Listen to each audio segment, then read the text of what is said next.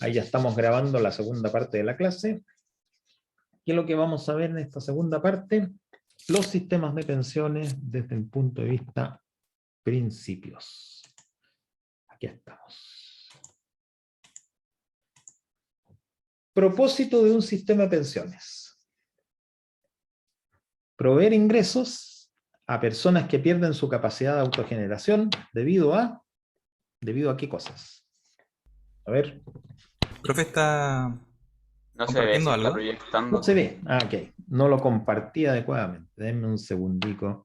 Error común de cometer. Me fui muy rápido y no hice el compartir. Sorry, disculpen. Ahora sí, me imagino. Sí, profe. Perfecto, gracias. Entonces, sistema de pensiones tiene como propósito proveer ingreso a las personas que pierden capacidad de autogeneración, de ingresos naturalmente, debido a cuáles son las condiciones que hacen perder ingreso a las personas que el sistema de pensiones intenta cubrir. Jubilación. La jubilación es el beneficio, ¿ok? Pero esa jubilación, esa pensión o jubilación, ese monto de dinero que le llega a la persona, ¿ok? Por vejez y Por por vejez. enfermedad. Por vejez, ¿ok? La primera cosa es vejez, ¿ok? ¿Cuál sería el propósito? O sea, ¿cuál es el efecto adverso que genera la vejez que nos implique que tenemos que entregar entonces un ingreso a la persona? Es que cuando llega la vejez llegan más enfermedades. Por una parte, ¿ok? La incapacidad de generar propio ingreso. Claro, piensen ustedes que no todos los trabajos tienen las mismas características, pero hay trabajos que definitivamente no pueden ser capaces de generar ingresos, ¿ok? Por el hecho de no poder prestar las mismas capacidades de siempre. Voy a poner un ejemplo muy, muy dramático, ¿ya? Un atleta, un futbolista, por ejemplo, no necesita llegar a los 65 años para perder su capacidad de trabajo. La pierden normalmente a cuándo. O sea, bueno, hoy día los jugadores de fútbol han extendido su carrera bastante, pero tenemos jugadores de fútbol digamos, en las ligas mayores o en las ligas más importantes del mundo que tengan 50 años. No. Ninguno conocido. No. Ninguno conocido. Digamos, En hasta China hay uno, profe. ¿Cuál sería? No me acuerdo el nombre, pero tiene 48, creo. Ya, es un caso excepcional, ¿ya? De hecho, ¿cómo se llama? Paredes, que era el goleador de Colo-Colo, goleador histórico Colo-Colo, ya casi con 40 años ya no siguió en el club, ¿ya? Porque ya estaba fuera. Pero en las grandes ligas, en ligas súper competitivas como las ligas europeas o las ligas brasileras, ¿ya?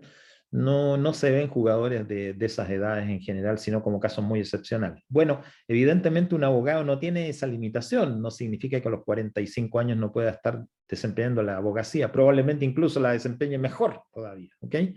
Pero también igual va a llegar un momento en el cual no está, digamos, en las mismas condiciones, ¿ok?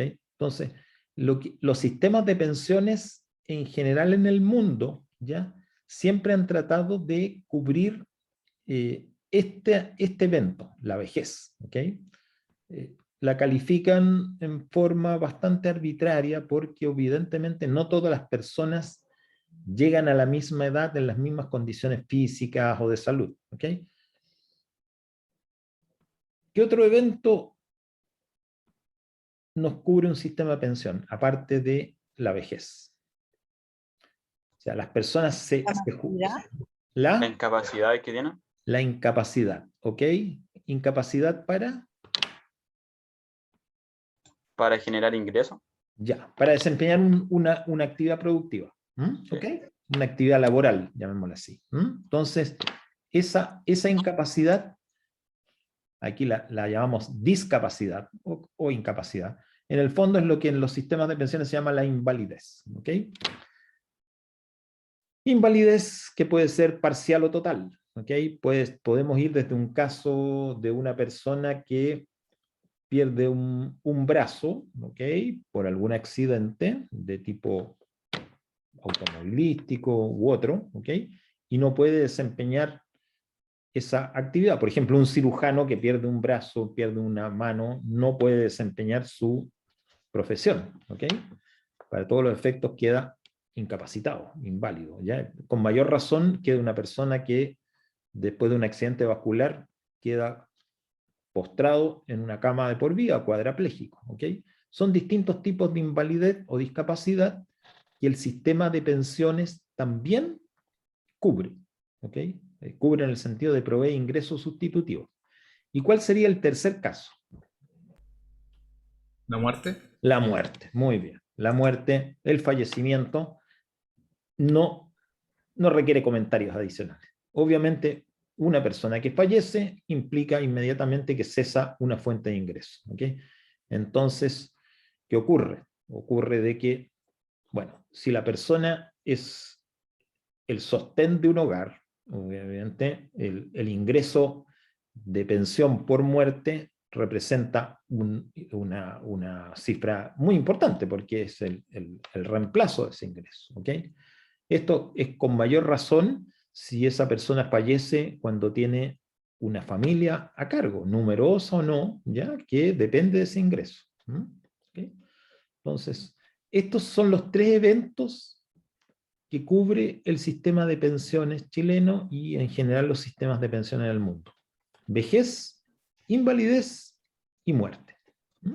¿Okay? En el caso de la muerte, evidentemente que el beneficio no va a la persona, porque razonablemente ya no existe, sino va a la familia. Bien.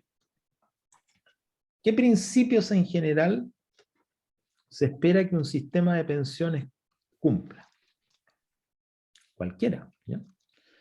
El primero es la universalidad. ¿Okay? ¿Qué se entiende por universalidad para un sistema de pensiones?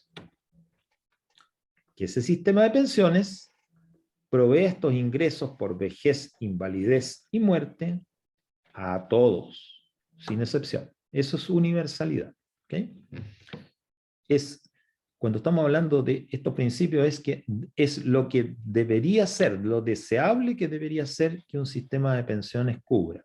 Universalidad en términos de beneficio. Suficiencia. Este es más, incluso hipotético, ¿ya? En el sentido de que idealmente debería ser que aquellos beneficios que entrega por vejez, invalidez y muerte sean en cantidad, en monto, lo suficiente como para que una persona pueda mantener su nivel de vida. ¿Ok?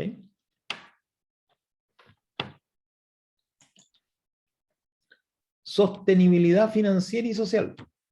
¿Qué quiere decir esto? Que el sistema sea sostenible en el tiempo desde el punto de vista financiero, es decir, de que las obligaciones, los beneficios que entrega, no queden en el tiempo interrumpidos por falta de financiamiento. ¿Okay? Y la sostenibilidad social se refiere a que la población, la sociedad, las personas juzguen este sistema como un sistema razonable, ¿okay? Que tenga, llamémoslo así, en otra palabra, legitimidad. ¿Okay? Que crean en él, que lo apoyen. ¿Okay? Este otro principio es bien interesante también, que es el de que idealmente debe haber solidaridad intergeneracional, intrageneracional y de género. A ver, ayúdenme un poquito acá. ¿Qué podemos entender por solidaridad intergeneracional?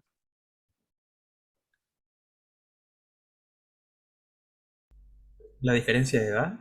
O sea, eso me suena. ¿Okay? Sí, correcto. Entre Que traspasa de generaciones. generación Entre en generación. generaciones, ¿no es cierto?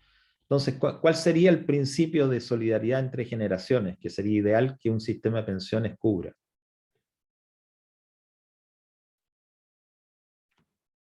Que es independiente de la edad que cubra a todos.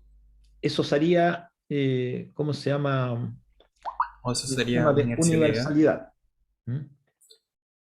que cubre a todos, jóvenes, viejos, personas intermedias de edad, los cubre a todos. Eso sería universalidad.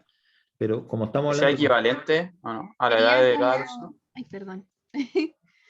Iba a decir que es como que los ingresos finalmente, las como cotizaciones que tiene la generación más joven, es como un poco lo que sustenta el modelo y ayuda a las generaciones como que están pensionadas.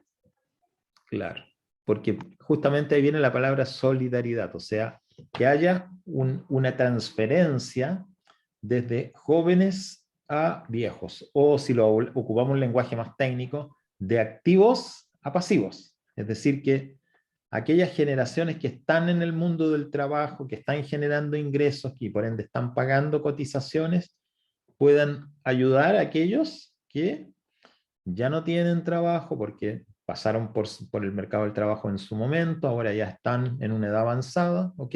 Ya no generan ingresos. En consecuencia, el sistema hace una especie de transferencia entre unos y otros, ¿ok? A eso se refiere solidaridad intergeneracional, ¿ok? Y cuando hablamos de intrageneracional, intra, o sea, dentro, al interior de una generación, y aquí ya no estamos hablando de entre jóvenes y viejos, sino que dentro de una misma generación, ¿cuál sería el concepto de solidaridad intrageneracional?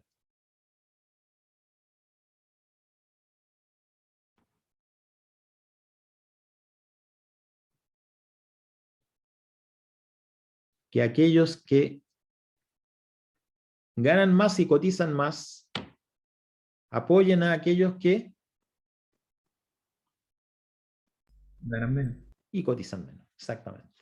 Exactamente. De eso se llama, de eso habla uno de intrageneracional, solidaridad intergeneracional de activos a pasivos, intrageneracional de los que cotizan por menores ingresos reciban alguna ayuda de aquellos que cotizan por mayores ingresos, ¿ok?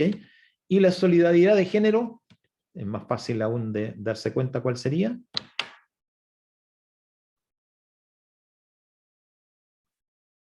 Entre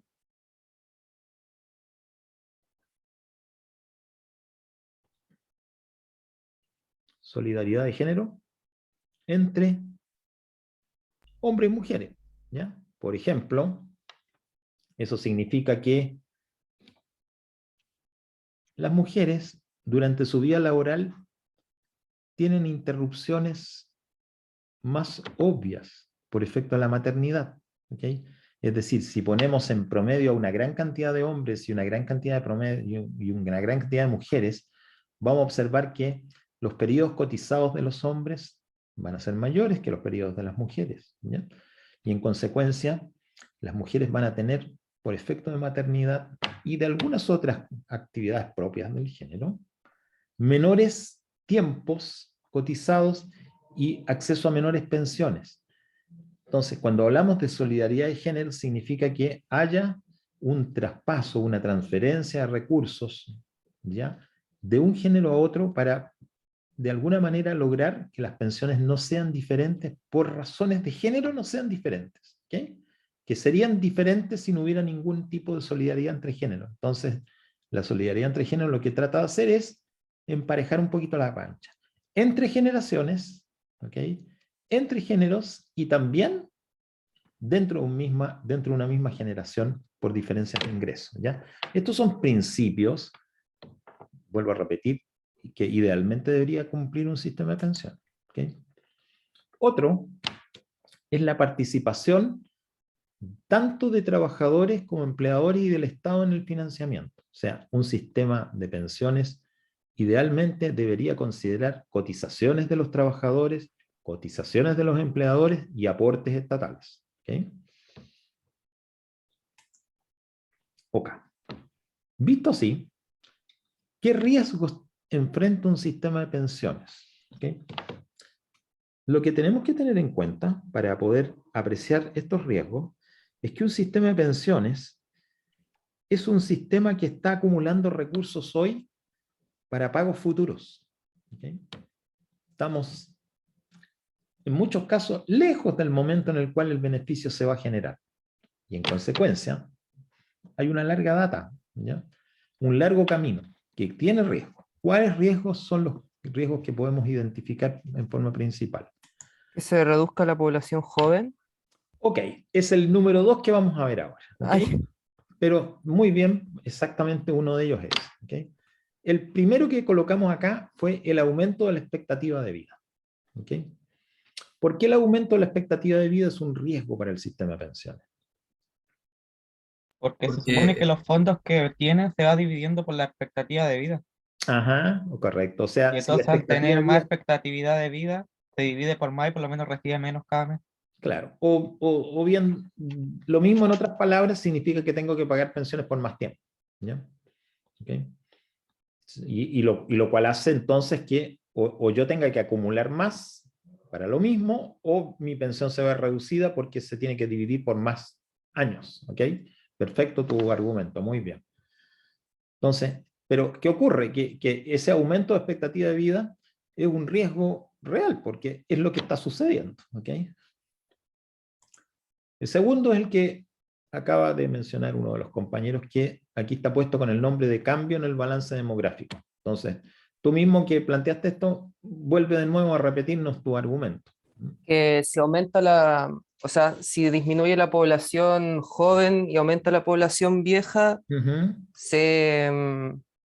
la población joven no puede sostener, no hay suficiente masa laboral en el mercado para sostener a la gente mayor. Claro, lo cual significa Que es que... por ejemplo, lo que está viviendo actualmente Francia, que creo que es como el 14% de todo el presupuesto del gobierno que usan en pensiones. Y Correcto. cada vez se va a aumentar más ese porcentaje. Correcto. Mira, muchos países del mundo, y Chile no es la excepción, ¿ya? Están viviendo estos balances demográficos que van haciendo que la población de mayor edad va siendo un porcentaje cada vez mayor de la población total. Ok. El problema que hay acá, como tú bien lo dices, es de que menos gente tiene que sostener a más gente. Y en consecuencia, los caminos son complejos, porque o significa que las personas activas tienen que cotizar mucho más que antes, o sea, se vuelve más caro el sistema de pensiones para las personas, y se vuelve más caro para el Estado en la parte que tiene que sostener el propiamente tal, ¿ya? O las pensiones tienden a disminuir, porque si no se aumentan las cotizaciones ni los aportes, con menos cotizaciones yo puedo dar menores pensiones, simplemente, ¿ya? Pero estos son riesgos reales, porque estas dos cosas están sucediendo. Las expectativas de vida han aumentado y probablemente sigan aumentando, y el balance demográfico ha cambiado de lo que fue tradicionalmente cuando dibujaban la demografía. Se hablaba de la pirámide demográfica, que era en la punta habían pocos, en la base habían muchos. Ahora es la pirámide invertida. Bueno, no tanto, gracias a Dios. Sí, obvio. Pero se vuelve mucho más una figura distinta, que es como una aceituna, se podría decir, o sea, una cosa así, ¿ya? Donde en realidad tenemos que ya la base de esa pirámide se estrechó mucho, y eso significa que tienen que introducirse cambios al sistema para poder sostenerlo, porque el sistema no se sostiene de otra manera que no sea con cotizaciones y con aportes que hace el Estado, pero los aportes que hace el Estado provienen de los ingresos de las personas también, o sea, no es que los aportes del Estado vienen de otro planeta, vienen de las mismas personas finalmente, ¿ya? Entonces las personas o lo aportan vía cotizaciones o lo aportan vía impuestos, que son las dos cosas absolutamente obligatorias. Y uno a las cotizaciones podría llamarle impuestos, porque también son obligatorias. Entonces, finalmente, si tenemos aumento de las expectativas de vida y tenemos un balance demográfico que hace que la población que es pasiva, que no produce cotizaciones, no produce financiamiento, sino que todo lo contrario, recibe el financiamiento, eso hace de que ese financiamiento tenga necesariamente que aumentar para mantener los beneficios, o tengamos que disminuir los beneficios. ¿Ok? Porque finalmente son las personas las que los pagan, por una vía o por otra. ¿Ok? Pero no basta con esos riesgos. Además existe este otro, ¿ya? Que es el cambio y la volatilidad en los retornos financieros. ¿Qué significa esto? Que estas cotizaciones o estos recursos que se destinan al sistema de pensiones de alguna manera tienen que tener un retorno, ¿ya? Para poder aumentar el recurso que está disponible para pagar pensiones. Pero resulta que a través del tiempo, lo que hemos visto es una baja sostenida de los retornos financieros de todo tipo de inversiones de este tipo. Y la volatilidad significa que se han vuelto bastante irregulares en su rendimiento, ¿ya? Suben y bajan y cambian con bastante frecuencia. Entonces, si tenemos retornos financieros ahora que han caído, y efectivamente lo han hecho así, tenemos un problema adicional, ¿ya? Y es de que también esos retornos financieros que bajan hacen que las pensiones que se pueden obtener sean más bajas, ¿ok? Tenemos que además agregar temas que tienen que ver con el mercado laboral, ¿ya? Cambios en el mercado laboral y en la capacidad de cada trabajador de contribuir al sistema. Voy a mencionar dos casos aquí que son también amenazas al sistema de pensiones. Lo que estamos viviendo, la pandemia, 2 años prácticamente, año y medio en realidad, hasta ahora, ¿ok? Pero con probabilidad que lleguemos a los 2 años, en los cuales muchas personas, pero muchísimas personas, han dejado de cotizar. ¿Ok? ¿Qué significa eso en términos de tiempo? Bueno, significa que durante 2 años no se acumularon recursos para sostener pensiones futuras. ¿Ok? En consecuencia, esta capacidad de cada trabajador de contribuir al sistema cayó. ¿Ok? En un buen número de personas. Y otro cambio en el mercado laboral que hay que tener en cuenta para el futuro es el hecho de que cada día con mayor velocidad la tecnificación de los trabajos, de ciertos trabajos, hacen de que haya profesiones o oficios que tengan menor mercado para emplearse en el futuro, ¿ya? Y esos cambios también pueden afectar al sistema de pensión. En el caso chileno tenemos una situación más explosiva todavía, que son los retiros, ¿ya? Piensen ustedes que hay millones de personas que ya a esta altura quedaron sin fondos en el mercado, en sus cuentas de pensiones, ¿ok? Y eso significa que hoy por hoy esas personas solo podrían tener posibilidad de obtener una pensión básica, ¿ya? Que es bastante baja, ¿ok? Porque obviamente esa pensión no se forma con recursos cotizados por las personas, sino que se forma con impuestos generales de la nación, ¿ya? Y estos impuestos tienen que ver con la capacidad que tiene el Estado de poder recaudarlos, que finalmente tiene que ver con cuáles son los ingresos de las personas. En definitiva, si los ingresos de las personas no crecen, los impuestos tampoco van a poder crecer en mucha cantidad, ¿okay? Y por ende también se van a ver afectados cuáles son los niveles de pensiones que pueden lograr las personas, ¿ya? Que es un poco el tema que estamos viendo ahora, que dice cambios en la capacidad fiscal, ¿ya? De la capacidad que tiene el Estado para poder financiar el sistema. Ok. ¿Alguna pregunta, algún comentario hasta acá, antes que veamos los tipos de sistema de pensiones desde un punto de vista conceptual?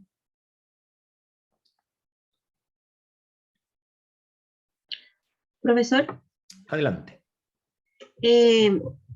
¿podría volver a explicar el cambio y volatilidad en los retornos, por favor? Ah, por supuesto. Perfecto. Ya, Francisca, mira. ¿A qué se le llama volatilidad? ¿Ok? Voy a ponerlo con el dólar. ¿Ok? El tipo de cambio dólar-peso. ¿Ok? Si el tipo de cambio dólar-peso fuera estable, significaría que estaría, por ejemplo, vamos a poner un nivel 750, 752, 753, 748, ¿ok? Quería decir que ese valor de 750 fluctúa poquito, ¿ya? 1%, 2%, los alzas y las bajas. Nunca podemos pretender de que el valor de un bien se mantenga estable, absoluta y completamente estable a través del tiempo, ¿ok? Entonces, no no tiene grandes cambios, ¿ok? Pero podemos ver situaciones en las cuales el tipo de cambio un día vale 7.50 y dentro de la semana, por ejemplo, subió en promedio a 780 y después bajó a 730, ¿ya? Esos cambios bruscos entre alzas y bajas con respecto a un valor medio es lo que se le llama volatilidad. Es muy volátil.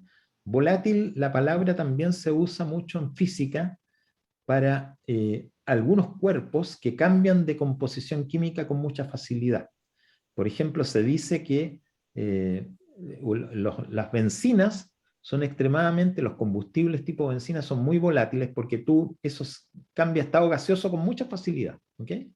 Bueno, en la parte financiera se habla de volatilidad también cuando el cambio es muy brusco y muy enorme con respecto a una trayectoria media.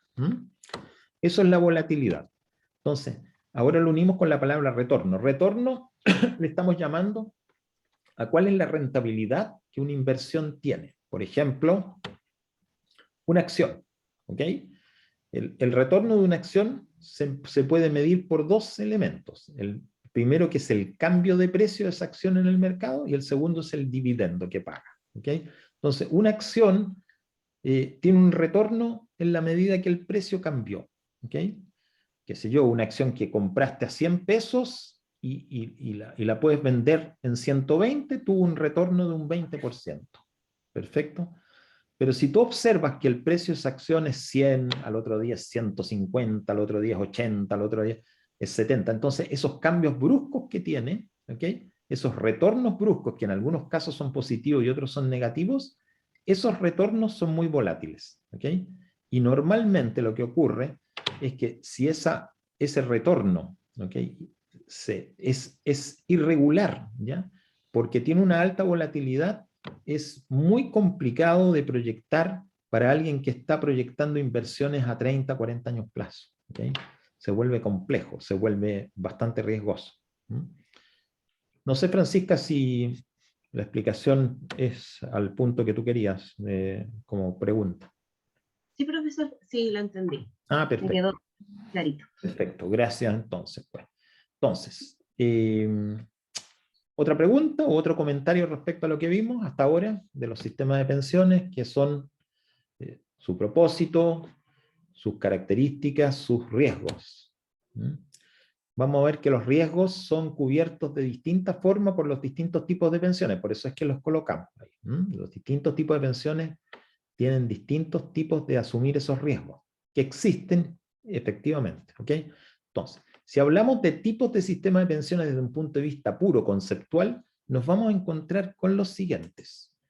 Los que se llaman sistemas de reparto, los que se llaman sistemas de capitalización individual y los que se llaman sistemas mixtos. ¿Okay? Entonces estamos hablando de un sistema de reparto puro, un sistema de capitalización individual puro y un sistema mixto que finalmente lo que hace es mezclar componentes de reparto con componentes de capitalización individual en distintas proporciones. ¿Okay? No hay un sistema mixto, hay tantos sistemas mixtos como la imaginación nos permita mezclar las condiciones de los dos anteriores. Entonces, ahí estamos. Entonces, desde un punto de vista del conocimiento de ustedes, ¿dónde se sitúa el sistema del decreto 3500, que también se conoce como el sistema de las AFP en Chile? ¿Dónde estaría? ¿En el de capitalización individual? ¿En el segundo? En el segundo, en términos puros o no. Porque recuerden que estamos hablando de términos puros, ¿ok?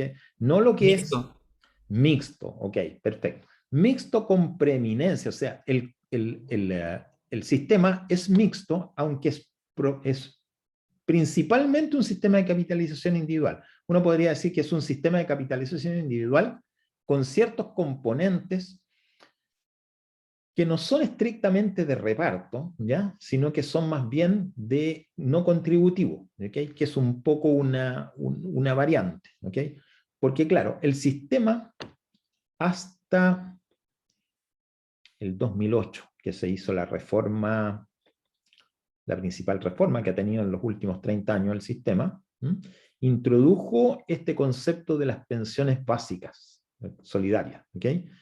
que es un sistema, es una parte del sistema que provee de pensiones a personas que no han contribuido. Entonces, en consecuencia, esa parte no es de capitalización individual, porque una persona que jamás contribuyó al sistema tiene una pensión sin haber contribuido. No es de capitalización individual. Pero lo principal es de capitalización individual. O sea, si uno dijera, ¿qué es lo más importante de este sistema? La capitalización individual, pero tiene elementos de no contributivo. ¿Ya? Por ende, está más bien en un sistema mixto con preeminencia de capitalización individual.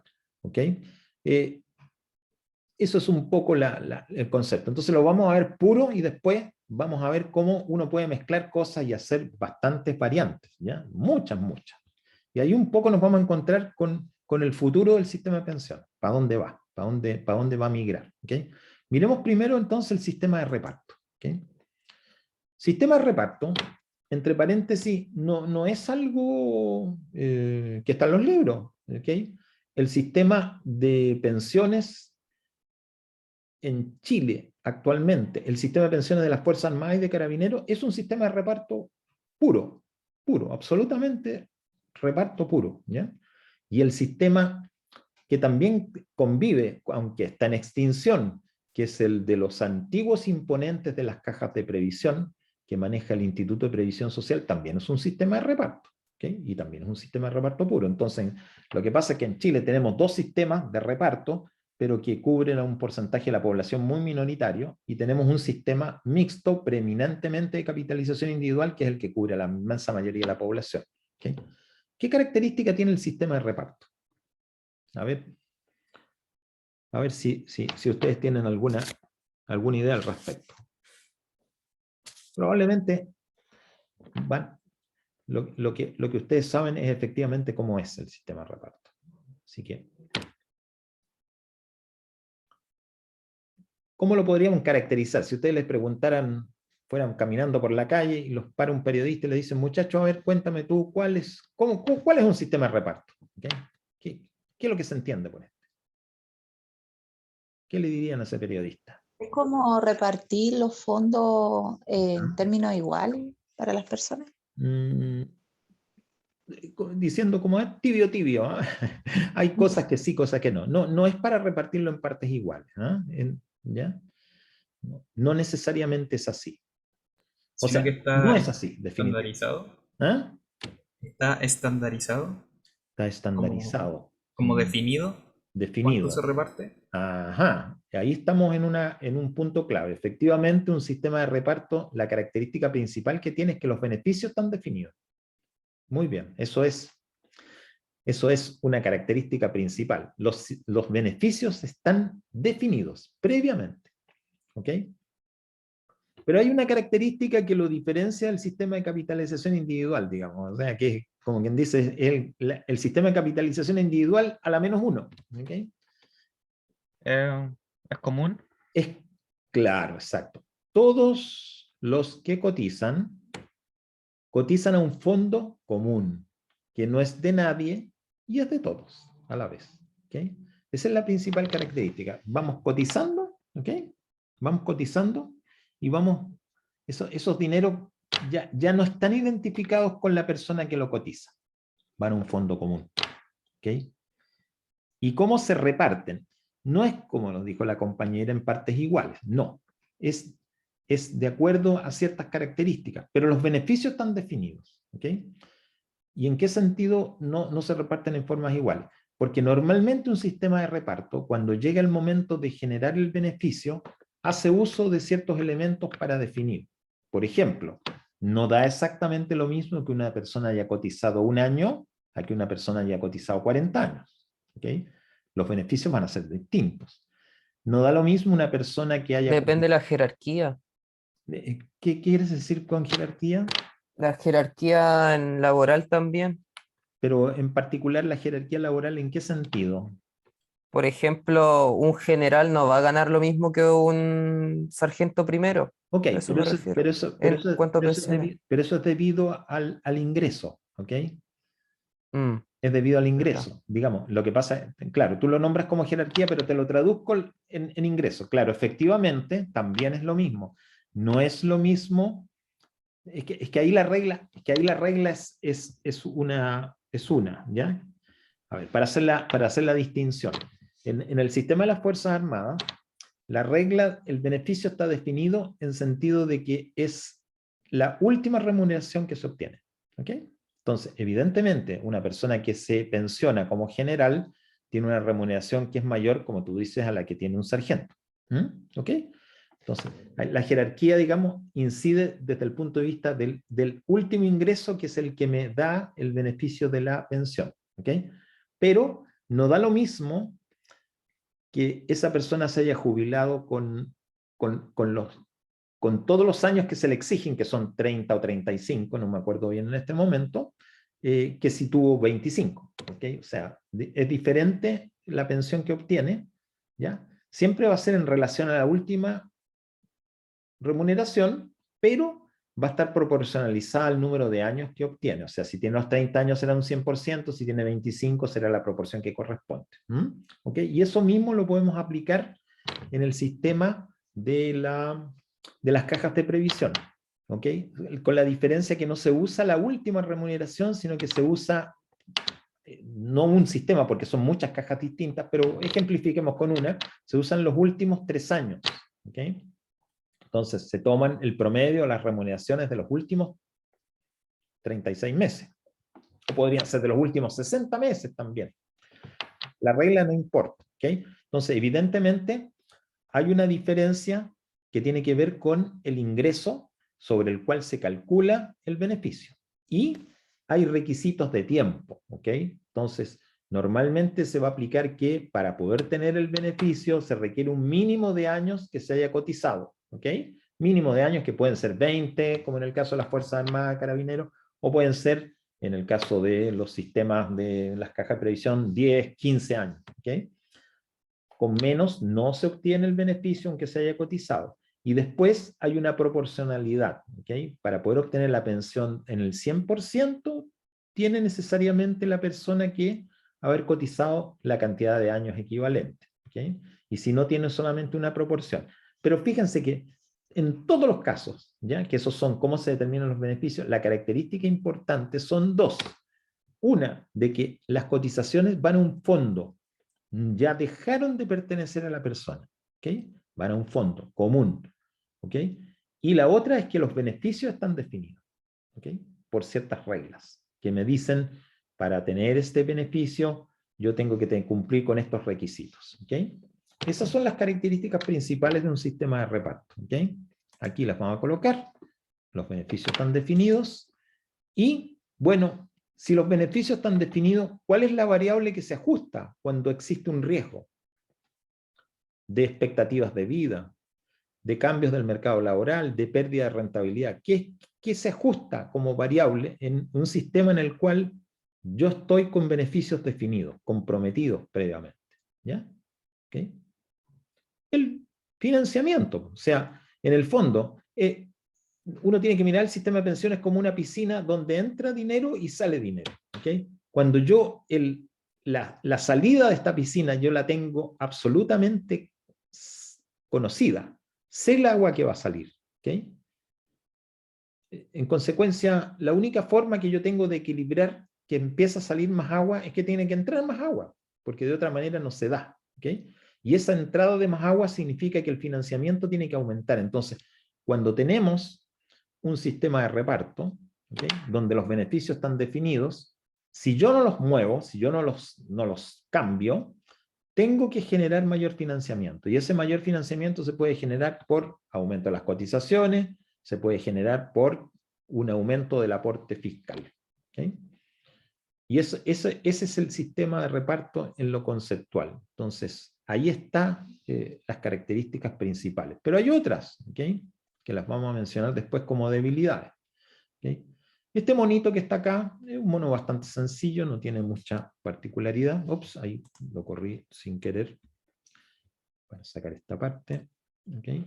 En lo básico, lo que nos muestra este monito, donde tiene dos dimensiones, tiene una dimensión de beneficios, que es la vertical, o sea, mientras más arriba tengo mayores beneficios, y tiene una cobertura horizontal que significa años en los cuales se ha ido acumulando.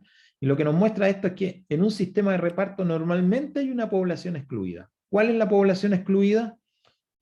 Los que no logran cotizar el mínimo que el sistema exige. ¿Okay? O sea, de hecho, los que no cotizan y los que cotizan insuficientemente no obtienen beneficio. ¿Ya? ¿Okay? Y luego, a medida que va ocurriendo el aumento de años, ¿okay? Va incrementándose el tema de los beneficios, se va aumentando, pero normalmente en un sistema de reparto existe un tope. ¿Okay? Y el tope de beneficios significa que, independientemente de cuáles sean los aportes que yo estoy ejecutando, no hay una pensión mayor que un cierto nivel. ¿Okay? Y esto es tanto en el caso de las pensiones de las cajas de previsión, que tienen un tope, y en el caso de Fuerzas Armadas y Carabineros tienen un tope que es el grado más alto. Y más allá de eso no hay. ¿Okay? Esa es la característica que tiene entonces un sistema de reparto cuando lo miramos gráficamente. ¿Okay? Ahora miremos esto que va a ser otras cosas que son ciertas debilidades que tiene el sistema. ¿Okay? Primero, que el sistema de reparto puro no cubre informales. ¿Okay?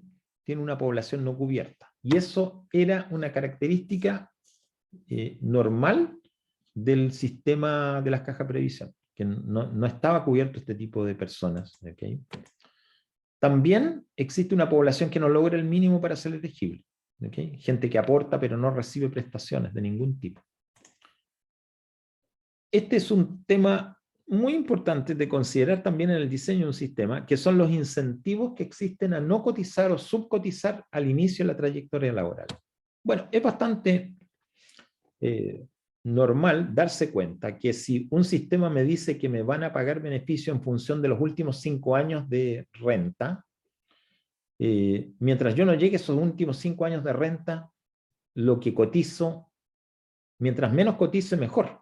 ¿Okay? Entonces, porque no estoy afectando mi beneficio futuro, ¿okay? Aunque estoy afectando al sistema, no estoy afectando a mi beneficio futuro, ¿okay? Y en cambio estoy obteniendo un mayor retorno presente. Por ende, hay incentivos a subcotizar. ¿Okay? Y esto hay que tomarlo bien en cuenta, y estos sistemas tienen que darse cuenta de esta situación para evitar, ¿cómo se llama?, problemas de financiamiento. ¿Okay? Luego está el tema del envejecimiento de la población, que le crea, inevitablemente un problema de necesidad de financiamiento creciente. Por eso los sistemas de reparto en el mundo han ido migrando en forma progresiva a sistemas con una edad de jubilación mucho más avanzada. ¿Okay? Porque simplemente ya no tienen la capacidad, por cambios demográficos y envejecimiento de población, no tienen posibilidad de financiar los mismos beneficios que antes. Y los estados tampoco tienen la capacidad de inyectar eternamente fondos, y por ende tienen que ir de alguna manera recortando los tiempos, ¿ya? De tal manera de hacerlo un poquito más viable. Y este tema que siempre está presente, que es el incentivo que tiene el Estado de usar los recursos que ha capturado para otros usos. ¿Okay? Esto también está absoluta y completamente presente, porque el hecho de que los recursos no sean de nadie, ¿okay?, hace perfectamente posible que el Estado en algún momento, mediante alguna ley determinada, los pida en préstamo, los use y entregue a cambio promesas de pago futuras que después pueda o no pueda cumplir completamente. ¿Ya? Y en eso son expertos. Adelante, por favor, te escucho. No, estaba diciendo que en eso son expertos los gobiernos, en hacer promesas. Sí, claro, lógico, es parte del juego político normalmente, pero el incentivo a usar hoy platas futuras siempre es fuerte, porque resulta de que el impacto viene 20 años después, 10 años después. Entonces la persona que los está utilizando hoy está aprovechando para sí mismo los beneficios de algo cuyos costos no va a pagar, porque van a pagar otros. ¿Okay? Entonces, es bastante normal. Entonces, todos estos temas están considerados. ¿Eh? Créanme que no son cosas que son secretas, son cosas que son bastante abiertas. Entonces, cualquier grupo político que nos presente una reforma al sistema de pensiones, tiene que considerar medidas mitigatorias de este tema, ¿ya? Y van a encontrar ustedes que los proyectos existen, ¿ya? Por ejemplo, gente que nos plantea la posibilidad de tener un sistema, ¿cómo se llama? Mixto, porque casi todos están hablando de sistemas mixtos, pero un sistema mixto con un componente de reparto importante, siempre nos van a manifestar de que la administración de los fondos previsionales esté en manos de un órgano autónomo, ya al estilo del Banco Central, que el gobierno de turno no tenga ninguna posibilidad de poder tocarlos. Pero bueno, nosotros sabemos que todas las cosas se pueden hacer en un determinado momento, digamos, si se tiene la capacidad de imponer. Así que son cosas que son un poquito difíciles de cambiar, ¿no? ¿Ya? Bueno, ¿algún comentario o alguna pregunta sobre los sistemas de reparto antes que pasemos al siguiente sistema?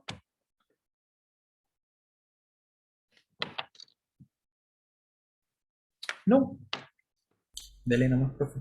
Le damos entonces como tú dices. Bien, ¿ya? Aquí se me quedó uno, que es la regresividad, ¿ya? Esta regresividad, entre paréntesis, se refiere a lo siguiente, se refiere al hecho de que hay personas que cotizan, ¿ok?, que no obtienen beneficios, y los beneficios los obtienen aquellos que reciben, digamos, los beneficios, las jubilaciones, ¿ok? Entonces, se da el caso de que podría darse de que algunos estén financiando a otros, ¿ya?, sin que ese sea el objetivo del sistema. El sistema de capitalización individual. Ok, acá el corazón del sistema de capitalización individual es que las contribuciones están definidas. ¿Okay? ¿Qué significa eso? El aporte, las cotizaciones. Eso está definido en un sistema de capitalización individual. ¿Okay? Y cualquier variable, cualquier riesgo que suceda en este sistema, lo que se ajusta son los beneficios. ¿Okay? Pueden subir o pueden bajar dependiendo de cómo se comportan los riesgos. Entonces, tenemos una cosa más bien así, ¿okay?, donde también se genera una población excluida porque no alcanza a ahorrar la cantidad suficiente como para obtener una pensión. ¿Okay? Recuerden que estamos viendo un sistema de capitalización individual puro, sin componentes no contributivos ni solidarios. ¿Okay? Y luego tenemos que esto comienza a subir, a aumentar, aumentar, aumentar, aumentar. No tiene tope, normalmente. Lo que estamos viendo acá es de que el sistema entrega un beneficio de acuerdo a los recursos que se aportaron a través de la vida laboral. ¿Okay? No hay en ese sentido topes. ¿Cuáles son las debilidades de este sistema? Ya las mencionamos, pero tenemos que volverlas a ver en detalle. Primero, cualquier riesgo financiero se traspasa a los beneficiarios. O sea, si los retornos caen, ¿ok?, significa menor pensión. Lo mismo sucede si aumenta la esperanza de vida. También se traspasa a una menor pensión. Cualquier cambio en el mercado laboral negativo, como por ejemplo periodos no cotizados, o shocks de empleo que impliquen un periodo de desempleo importante donde las personas dejan de cotizar, también se traspasa como menores pensiones.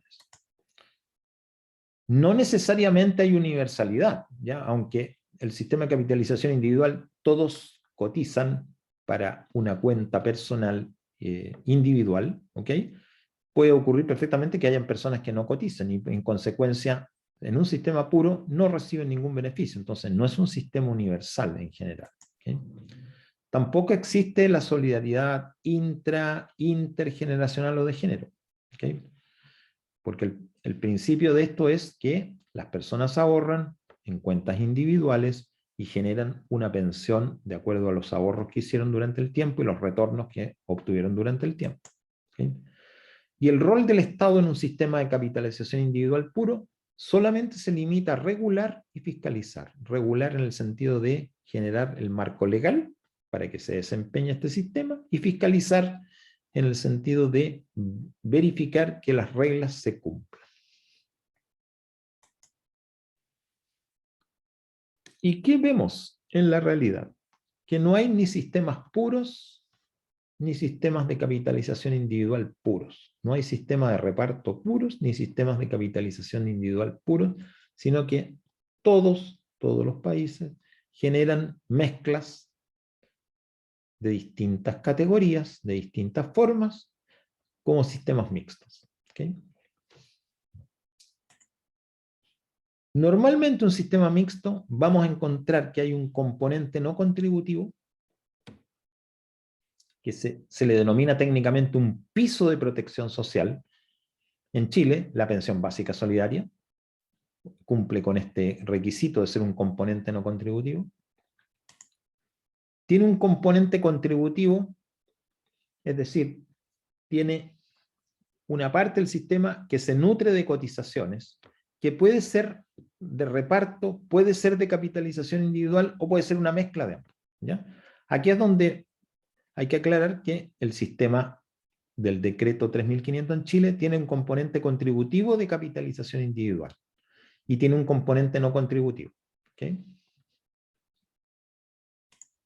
Y además, normalmente un sistema mixto también incorpora un componente complementario, que es de carácter voluntario, de capitalización individual. Cualquier sistema mixto puede tenerlo, y obviamente, como es un componente voluntario, siempre va a ser de capitalización individual, porque en el fondo estamos diciendo, una persona ahorra para su pensión aportando más recursos que lo que la ley le obliga. Entonces está haciendo un aporte voluntario individual, que obviamente no es, ¿cómo se llama? Algo que tenga que compartir con otros. ¿Okay? Estas son las características que tiene el sistema mixto, un sistema mixto, y con muchas posibles variantes que pueden existir. Desde un punto de vista gráfico, lo que vemos es que existe una pensión universal, ¿okay? O sea, idealmente, una pensión universal de un cierto monto. ¿Okay? Okay. Entonces, aquí es donde encontramos elementos que son diversos, ¿ya? Que pueden discutirse, pueden, ¿cómo se llama? Haber distintas visiones. ¿Okay? Nosotros tenemos en Chile un piso de protección social no contributiva, que es la pensión básica solidaria. ¿Ya? Pregunta para ustedes, ¿es universal? O sea, ¿todo el mundo tiene derecho a esa pensión básica solidaria?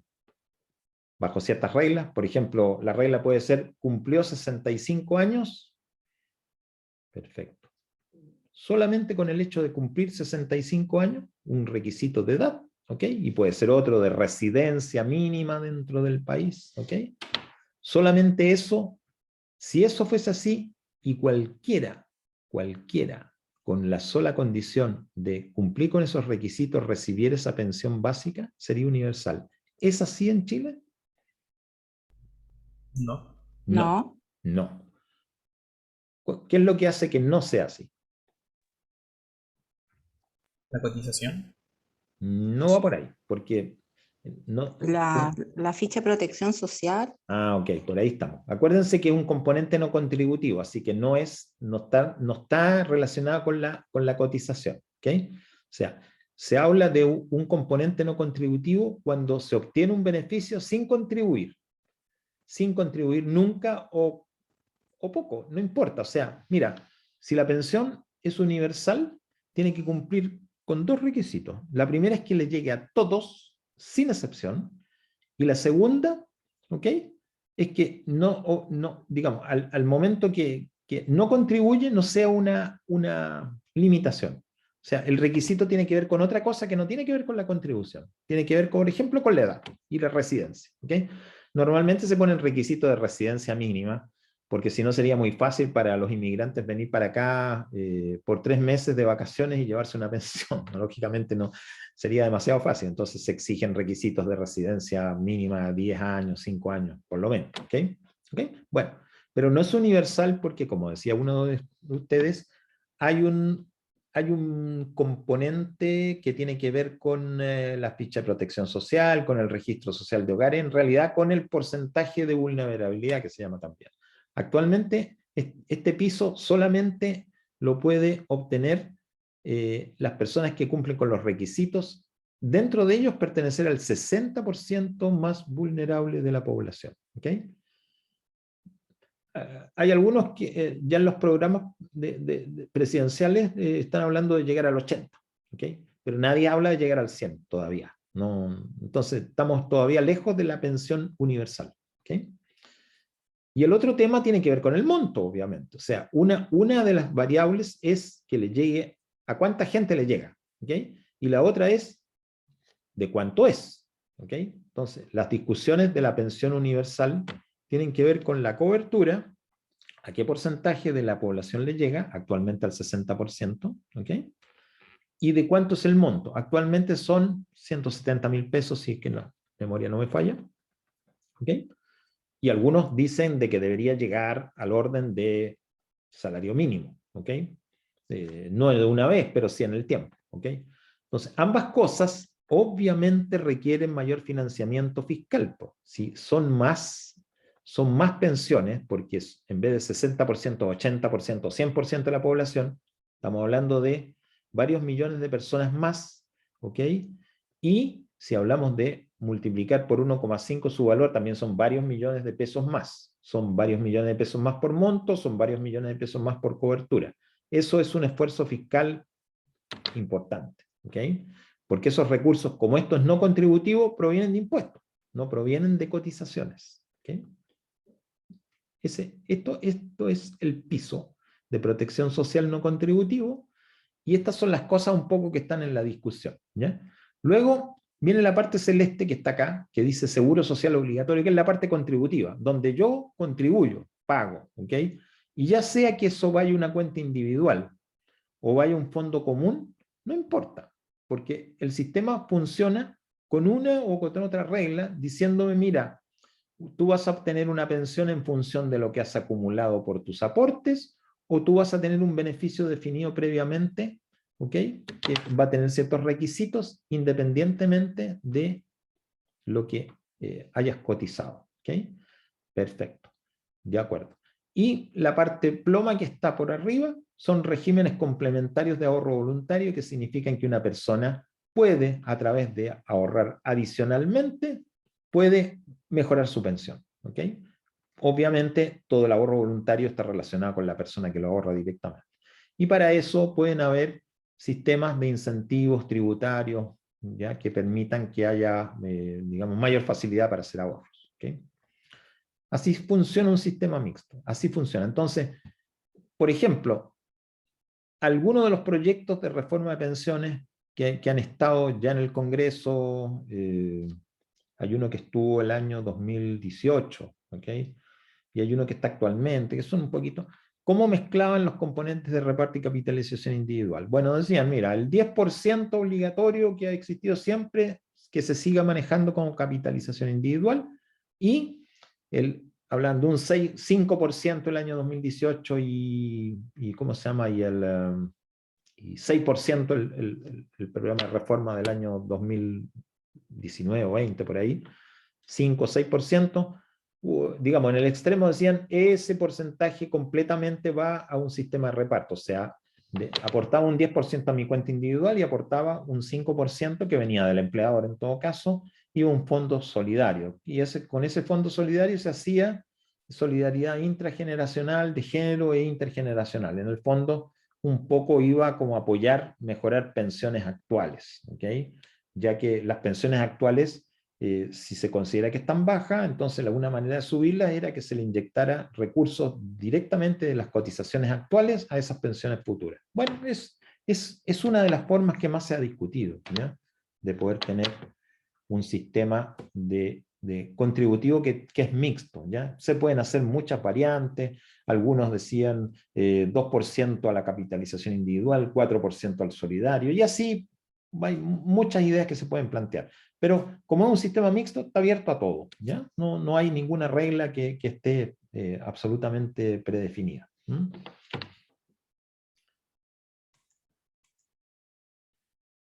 Un concepto, ¿ya? que quiero preguntarles si alguna vez ustedes lo han escuchado hablar de esto. Cuentas nocionales. No son nacionales, no está mal escrito. No son cuentas nacionales, son cuentas nocionales. ¿Han escuchado hablar de este concepto alguna vez? ¿Alguien de ustedes?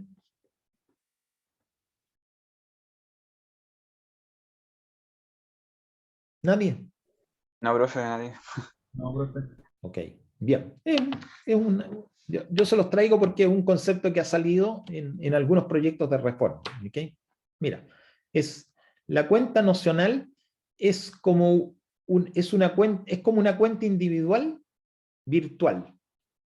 Si uno quisiera decirlo en un lenguaje sencillo, sería eso. Es como una cuenta individual virtual. Significa, imaginemos que cotizamos un 10%, ¿ya?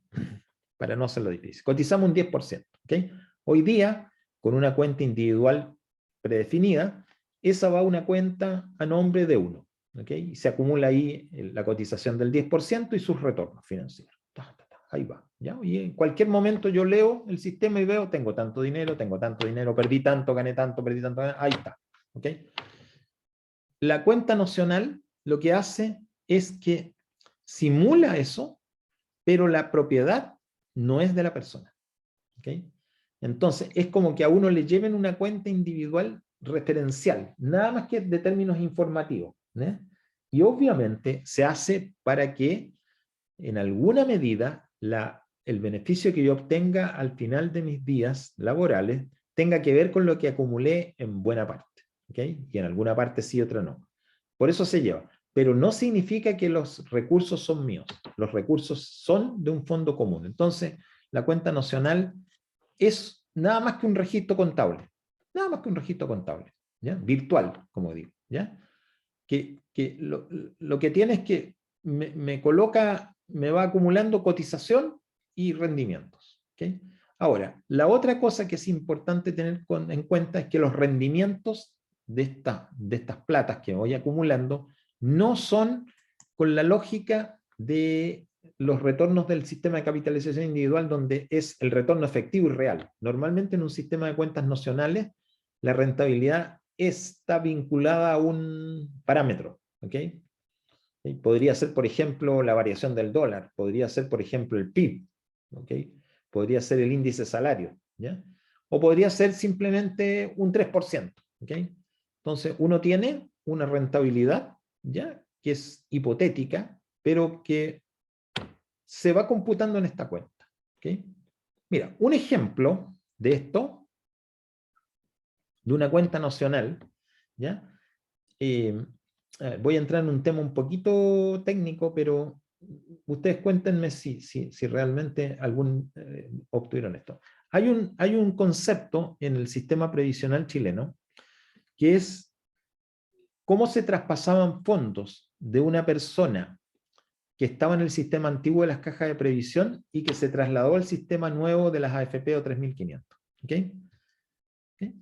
¿Cómo se traspasaban fondos? Se llamaba un bono de reconocimiento. ¿Okay? Yo había trabajado antes y había cotizado en el sistema de la caja de previsión y en algún momento me cambié al sistema de las AFP. ¿Okay? Entonces, las platas que tenía acumuladas en el sistema antiguo tenían que pasar al nuevo y pasaban a través de un instrumento llamado bono de reconocimiento. ¿Okay? ¿Por qué es nocional? Porque resulta de que ese bono de reconocimiento, que estaba a mi nombre, primero generaba un beneficio, un retorno hipotético, que era de un 4% anual. ¿Okay? Hipotético en el sentido que no estaba ligado a algo, sino que era un valor que estaba fijo. Yo sabía que el bono de reconocimiento rentaba 4% al año. Y también era nocional en el sentido de que ese dinero, siendo mío, no lo podía yo ocupar hasta que llegaba el momento de pensionarme. Solamente en el momento en que se generaba mi derecho a pensión, me traspasaban ese dinero a mi cuenta. Antes no, pero estaba a mi nombre. ¿Okay? Yo sabía en todo momento cuánto dinero valía mi bono de reconocimiento, porque sabía cuánto me habían traspasado y cuánto ganaba por 4% al año. Lo sabía. Tenía un registro contable, pero no era de mi propiedad hasta que yo me pensionara. ¿Okay? Ahí tiene un ejemplo de de un registro nacional efectivo. ¿Okay? Entonces, las cotizaciones y los retornos son de propiedad de la entidad que administra las cuentas nacionales. ¿Okay? Y puede usarlas para los fines que quieran. ¿Okay? Por ejemplo, puede usarlas para pagar jubilaciones a personas que están, ¿cómo se llama?, obteniendo el beneficio. ¿Ok? Bien. ¿Cuáles son los principales desafíos que tienen los sistemas de pensiones en general, el chileno en particular? ¿Ya? Hay uno que es muy importante, que el primero, salió segundo, pero es el primero, que son los trabajadores independientes. ¿Ya? Los trabajadores independientes son no pocos, ¿ok? Y resulta de que ellos tienen derecho a los beneficios, ¿ok? Porque hay un piso de protección no contributivo, pero no están obligados a cotizar. ¿Ok? Entonces, este tema de la no obligación de cotizar, que en realidad tiene una causa estructural, que es cómo obligo a cotizar a alguien que no tiene un contrato formal. O sea, ¿cómo sé que está trabajando? ¿Cómo sé que está obteniendo ingresos? ¿Cuántos son los ingresos que obtiene? Entonces, ¿cómo incentivo? Este es un desafío de cualquier sistema de pensión futuro en Chile. ¿Cómo incentivo a que coticen los trabajadores independientes? Hasta el momento ha habido algunas iniciativas, de hecho hay una en práctica, que solamente tiene efecto en aquellos trabajadores independientes que ejercen labores a través de boletas de honorario. ¿Okay? Porque claro, la boleta de honorario es un registro de ingreso. ¿Okay? Y en consecuencia puedo tener un sistema que de alguna manera me capture fondos. ¿Okay? Pero resulta de que hay una gran cantidad de trabajadores independientes que no emiten boletas de servicio, de ninguna forma. Entonces, ahí tenemos una masa enorme de gente que tiene derecho a beneficio en un sistema, pero no cotiza nada, absolutamente nada. Entonces, hay un desbalance que causa grandes problemas al financiamiento de los sistemas. Y el otro gran desafío, que es tanto para los futuros sistemas de pensión en Chile como para el mundo en general, es cómo sostener un sistema en el tiempo sin que se reduzcan beneficios. Cuando tenemos presiones por el lado de las expectativas de vida, tenemos presiones por cambio en los mercados, tenemos todas las presiones de la automatización de los puestos de trabajo, tenemos problemas de cambios demográficos, tenemos problemas de retorno financiero, etcétera, etcétera. ¿Cómo sostener sistemas de pensiones sin reducir beneficios a través del tiempo? Una labor sumamente difícil y desafiante para cualquier gobierno. Bien. Sistema de pensión en Chile, yo creo que ya lo mencionamos y por tanto lo voy a pasar muy rápido. Básicamente son tres. El sistema principal, mayoritario en términos de cobertura, es el sistema 3500 del año 81, que es el sistema de las AFP, que es un sistema de capitalización individual más un piso de protección social no contributivo. Es la cobertura del 90 y tantos % de la población. ¿Ya?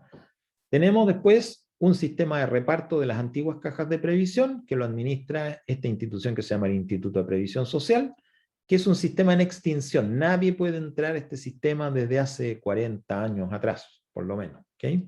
Entonces tiene un grupo de personas que permaneció allí y nunca se transfirió al sistema del DL 3500 y que está en extinción, es decir, a medida que van muriendo esas personas, el sistema va también muriendo. Y tenemos el sistema de pensiones de las Fuerzas Armadas y de Orden, que está administrado por dos instituciones, que son CAPREDENA, que tiene que ver con las Fuerzas Armadas, y DIPRECA, que tiene que ver con Carabineros y Gendarmería, que es un sistema de reparto puro, ¿ya? Tal como lo hemos mencionado anteriormente. Antes de entrar en el sistema peruano y uruguayo, ¿algún comentario, alguna pregunta, alguna inquietud, algo que les gustaría que comentáramos o que metiéramos un poquito más el dedo?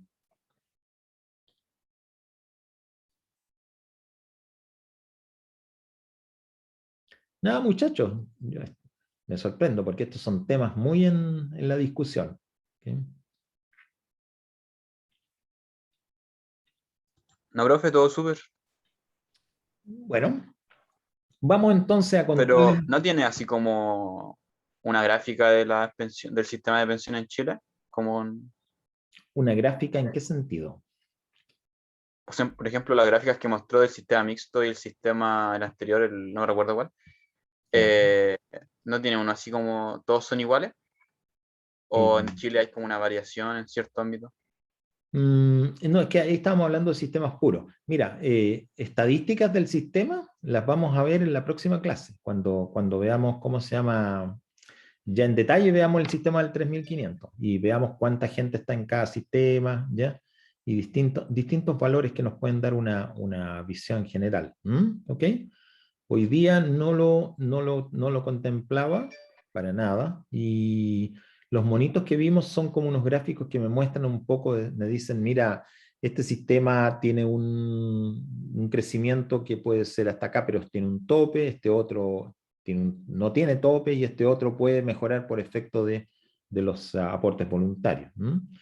¿Ok?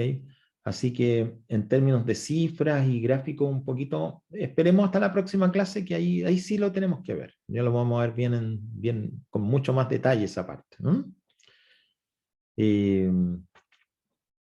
Veamos entonces qué característica tiene el sistema peruano. ¿Por qué elegí el sistema peruano como uno de los dos? Pues tiene una característica que es bien interesante, ¿ya? Y es que toda persona en Perú puede elegir qué sistema quiere usar cuando entra al mercado laboral. Es como que acá tuviéramos el sistema de las AFP, capitalización individual, y tuviéramos una institución estatal, X, que yo pudiera entrar a un sistema de reparto. ¿Okay? Y ese sistema de reparto me dijera, mira, si tú colocas tu fondo acá, estos son tus beneficios. ¿Okay? Entonces, cualquiera de nosotros, en el momento de ingresar al mercado laboral, eligiera el sistema que más les gusta. ¿Okay? ¿Okay? Así funciona en Perú, con una elección que cada persona puede hacer del sistema al cual va a adherir. ¿Ok?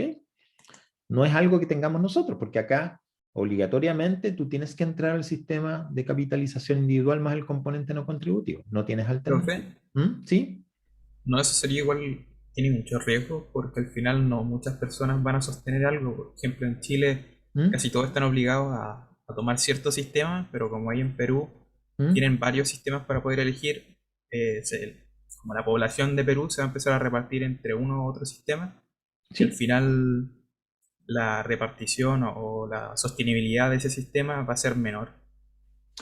No necesariamente, porque el sistema, digamos, si un sistema tiene pocos adherentes, también tiene pocos beneficios.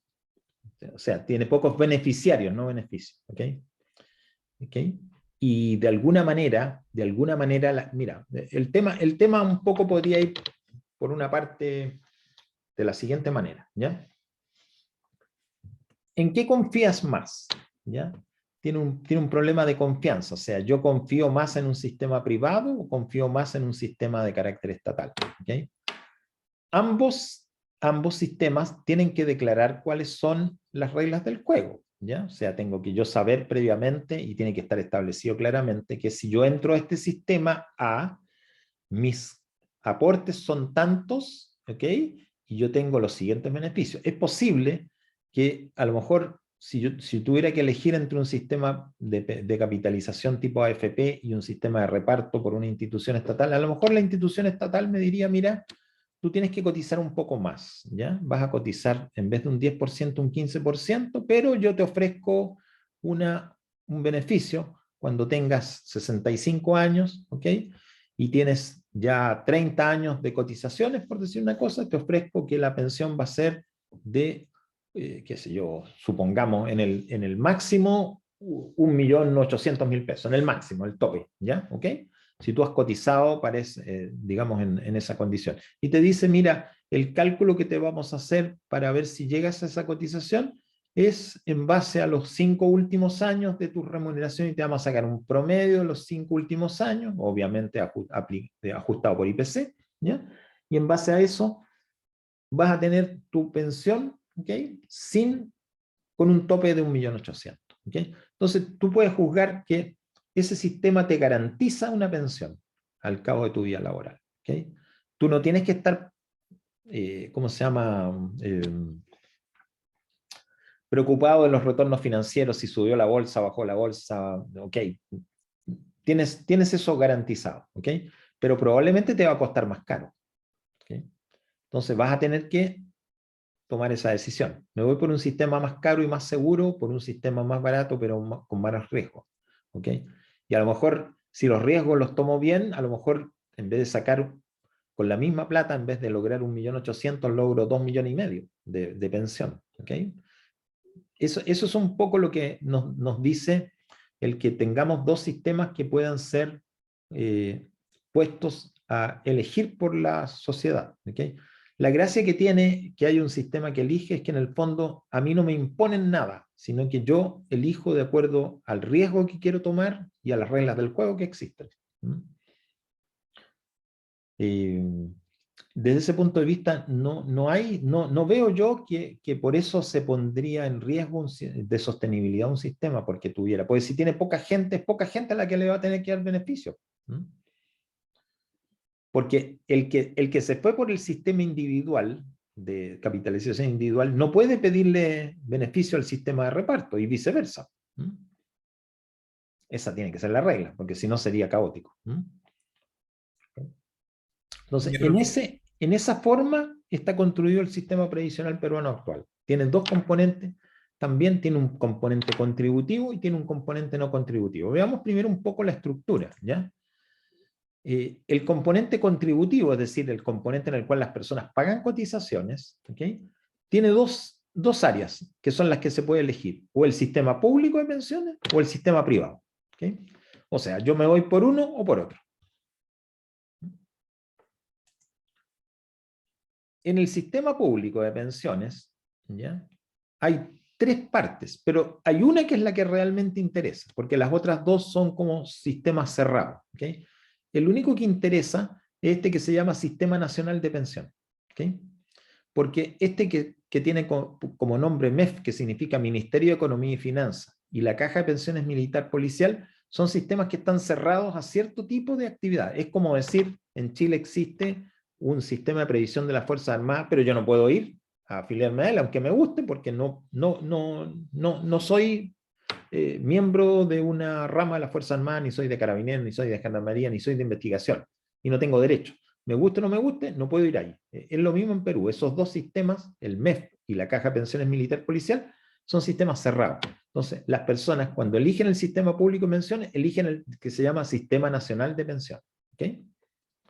O el sistema privado. Son las dos alternativas que tiene un peruano común y corriente. El sistema privado de pensiones fue creado en el año 92. ¿Okay? Es realmente mucho más nuevo que el sistema privado de pensiones chileno, que es del año 81.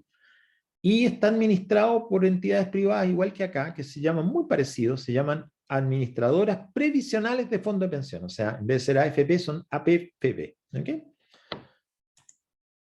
Y hay un componente no contributivo, igual que acá, que es bastante cercano, es del 2011, el nuestro es del 2008, que lo administra el gobierno a través del Ministerio de Desarrollo, ¿okay? Y que está orientado a adultos mayores civiles, porque los que no son civiles están en el sistema de pensiones militar policial, cuando tienen 65 años, ¿okay? Ninguna pensión, y además lo categorizan como de pobreza extrema. O sea, muy parecido en parte acá, porque nosotros tenemos una pensión básica solidaria para mayores de 65 años que no reciben ninguna pensión y que están categorizados como 60% más vulnerables. En caso del Perú tiene una definición un poco más extrema, ¿ya?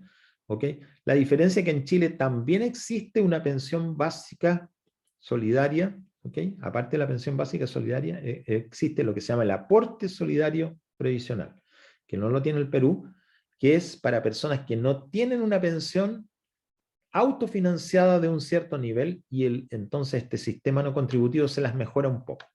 Eso no existe en Perú. Pero entonces básicamente es, lo que vamos a mirar el monito a continuación, el sistema de pensiones, componente contributivo, no contributivo. El no contributivo es para adultos mayores civiles, mayores de 65 años, con ciertas restricciones, y el contributivo, que es donde elige el peruano, ¿okay? Es el sistema público, el de trabajadores civiles de este decreto 19990, o el privado, que es el administrado por estas instituciones llamadas administradoras previsionales de fondos de pensión. ¿Okay? ¿Qué características tiene? ¿Okay? Primero, el sistema público, el del Sistema Nacional Previsional. El aporte es de un 13%. ¿Okay? Se jubila a los 65 años, pero se requiere un mínimo de 20 años de aportes. ¿Okay? O sea, si yo tengo 18, no tengo derecho, aunque tenga los 65 años. La pensión se determina como un porcentaje del promedio de remuneraciones de los últimos 5 años, o 60 meses. Y fíjense bien, el mínimo con el cual se pensiona es de, en pesos chilenos, aproximadamente 96.000 pesos. Y el máximo, no se sorprendan, la pensión máxima que se puede obtener son aproximadamente 171.000 pesos. ¿Ya? Eso sí, en 14 pagos anuales, así que en términos mensuales, los 171 son como 200.000, ¿ya? Y los 96.000 son como 110.000. ¿Okay? Pero son valores bastante bajos para lo que nosotros estamos acostumbrados. ¿Okay? Y ese sistema también otorga prestaciones por invalidez, por viudez, por orfandad y ascendencia, que es todo lo mismo. O sea, en realidad es invalidez y muerte, porque muerte significa le pago a la viuda, o le pago a los hijos, orfandad, o le pago a otros familiares que es ascendencia. ¿Okay? Entonces, el peruano que entra al Sistema Nacional de Pensiones ya sabe cuánto tiene que aportar, ya sabe cuándo puede jubilar, ¿ok? También hay pensiones anticipadas, también, ¿eh? Pero no coloqué tanto detalle. También sabe cuál es el promedio sobre el cual le van a calcular la pensión y también sabe cuál es el mínimo máximo, ¿ok? Ok, el famoso MEF que mencionaba que es un sistema cerrado, está cerrado a afiliaciones, igual que el sistema de caja de previsión en Chile, y era para un grupo de funcionarios del Estado peruano que ya están en extinción, ¿ya? Y en la otra alternativa al sistema nacional público es el sistema privado. Ahora, este sistema privado es de capitalización individual, los aportes van a una cuenta individual, obviamente. El valor de la pensión depende exclusivamente de los aportes que se realizan. La edad para jubilar es 65 años, pero no hay mínimo de cotización, ni hay pensión mínimo máximo. ¿Okay? Y se cotiza un 10% de la remuneración bruta. Y hay un cierto aporte a lo que es prima de seguro de invalidez y sobrevivencia. ¿Okay? Entonces, vean ustedes, estamos hablando de dos sistemas que son totalmente distintos en su raíz, en sus beneficios, en su lógica. ¿Ya? ¿Okay? Al momento de incorporarse al mercado laboral, el trabajador peruano decide si se afilia a uno o a otro. ¿Okay?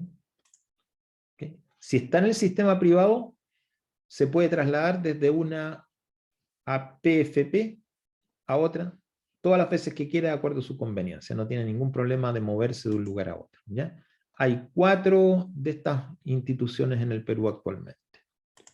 ¿Okay? Y eso es, en lo básico, en lo macro, el sistema de pensiones peruano.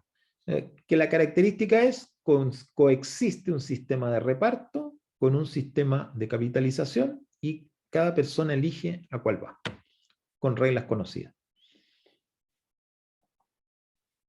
¿Ok? ¿Preguntas o comentarios? No, profe. No tenemos. Ok. Perfecto. Vamos al uruguayo ahora. Okay. Entre paréntesis, en la bibliografía, el que se llama Biblio 3 y Biblio 4, que está en el aula, son resúmenes de ambos sistemas, ¿no? Están un poquito más extendidos que lo que está acá en los PPT. Ahí pueden leer mayores características. El sistema de pensiones de Uruguay es de otra característica.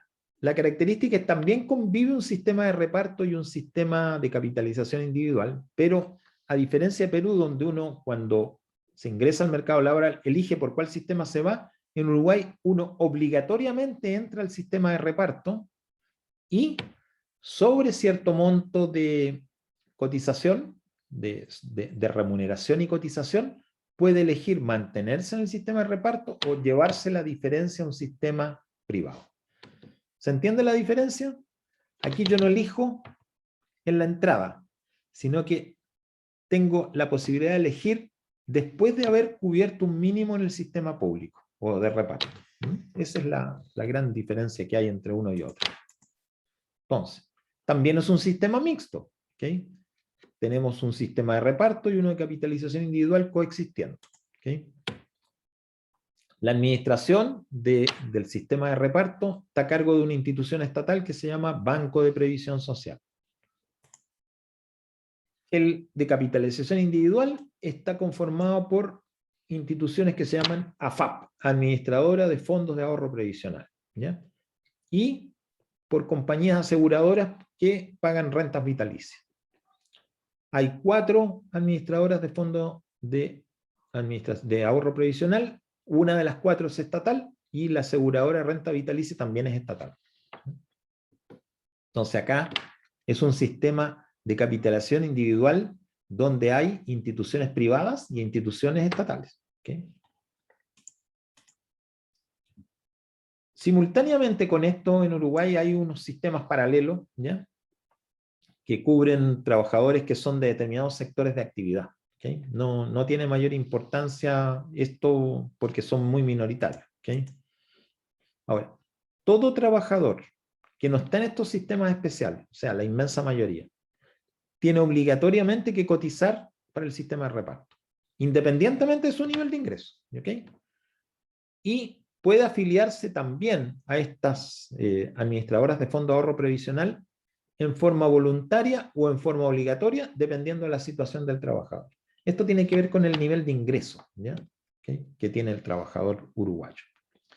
Pero en el fondo está diciendo, mire, usted siempre va a entrar por el sistema de reparto y después puede quedarse ahí o migrar voluntaria u obligatoriamente por una mayor remuneración en el sistema privado. El sistema de capitalización, perdón, que no es privado. ¿Okay? Aquí lo tenemos en un monito. Aquí están los subsistemas paralelos, que digo yo que son estos pequeños, tienen que ver con trabajadores bancarios, trabajadores notariales, profesionales universitarios, y todo lo que tiene que ver con policía y fuerzas armadas, que siempre en todos los países está aparte. ¿Okay? Y está la parte principal, que es el Banco de Previsión Social, para lo que es el sistema de reparto, y lo que son las AFAP y las compañías de aseguradores en la parte capitalización individual. En Uruguay, a diferencia de Perú, hay aportes personales y patronales. O sea, hay aportes del trabajador y del empleador. ¿Cuáles son las contribuciones de los trabajadores en Uruguay?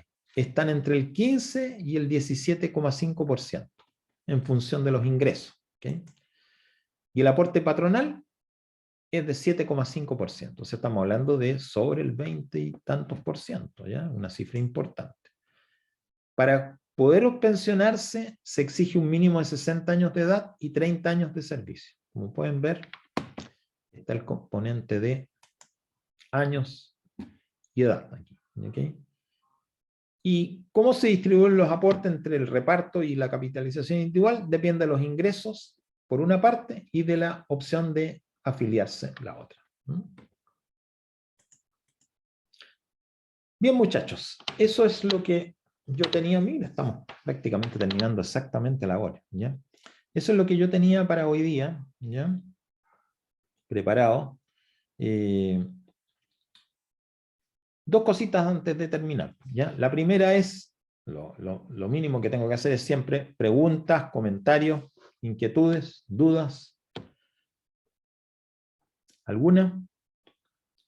O sea, una opinión personal, igual acá en Chile podría ser más flexible el sistema, porque antes efectivamente estaba el IPS y la FP como elección, Claro. Después dejaron solamente la FP, Claro. y he sido testigo de que las pensiones del IPS eran mucho mejores para los beneficiarios que la AFP. E incluso actualmente cuando uno se inscribe a una AFP, lo obligan a que sea una sola AFP, como que cada vez nos van limitando más, porque antes incluso uno podía escoger, ya uno tenía conocimiento y dentro de las 6 AFPs que habían, podía elegir la que resonara más, pero ahora incluso las personas que recién entran a trabajar están obligados a cotizar por 2 años en una misma AFP, aunque sean testigos que esa AFP no sea la mejor. Entonces, como que cada vez nos vamos limitando más. Eso quería, como una opinión personal. Correcto. Esa última parte la vamos a comentar en la próxima clase, porque es el tema de la licitación ¿cómo se llama?, de la institución previsional para los que se incorporan al mercado laboral. Tiene un motivo, ¿ya? Y lo vamos a comentar. Pero yo también coincido que los mejores sistemas son aquellos en los cuales yo puedo elegir, ¿ya? Que no me obligan a nada, sino que la responsabilidad de la elección está en uno, ¿ya? Pero yo creo que lo que hoy existe está con una probabilidad de cambio altísima, ¿okay? Así es que la verdad que es interesante conocer lo que hay, pero también es interesante conocer, y por eso dejamos una clase completa para eso, es interesante conocer para dónde probablemente migre el sistema previsional chileno. ¿Okay? Bueno. Y en Uruguay, de hecho, por lo que sé, también hubo un problema así bien grande respecto a sus pensiones, porque se instalaron igual en los 90 y después como de 20 años de que la habían instalado se dieron cuenta que el gobierno tenía que cubrir más de la cuenta de lo que, bueno, de lo que suponían. Eso sucede muchas veces porque, ¿cómo se llama?, no se hacen las previsiones o proyecciones correctas, ¿ya? Claro. Y como insisto, en un sistema de reparto los beneficios están dados, ¿ok? Entonces cualquier variable que desajuste el sistema genera un déficit inmediatamente, ¿ya? Y esos déficits a veces no son fáciles de cubrir, porque los gobiernos no tienen la capacidad de poder llevarlos a cabo y en consecuencia terminan reduciendo beneficios o modificando el sistema. Así que claro, no es raro eso que suceda. Bueno, chicos, yo les quiero pedir ahora un servicio antes que terminemos, ¿ya? Y es que me contesten una encuesta, que es pequeñita, fácil. Voy a sacar esto aquí lo dejo de publicar, exacto, ok. Y lo coloco acá. Es una encuesta muy sencilla y en la cual le pido que ustedes me coloquen nota, ¿ok? Así es simple. Todas las clases les voy a pedir que me coloquen nota, ¿ya? Y el propósito es exclusivamente privado, o sea, primero que nada la encuesta es absolutamente anónima, así que pueden colocar lo que quieran, que no hay ningún tipo de, no puedo identificar quién contesta, ¿ya? Y la segunda, que tiene un objetivo absolutamente personal y es saber cómo lo estoy haciendo, ¿ya? Y si no lo estoy haciendo bien, a veces uno no se da cuenta, sino que se lo dicen los demás, ¿no? Y así me permite mejorar. Entonces, ahí lanzo la encuesta para que ustedes la contesten, ¿ya? Ahí va. Y van a ver los resultados al mismo tiempo que los veo yo.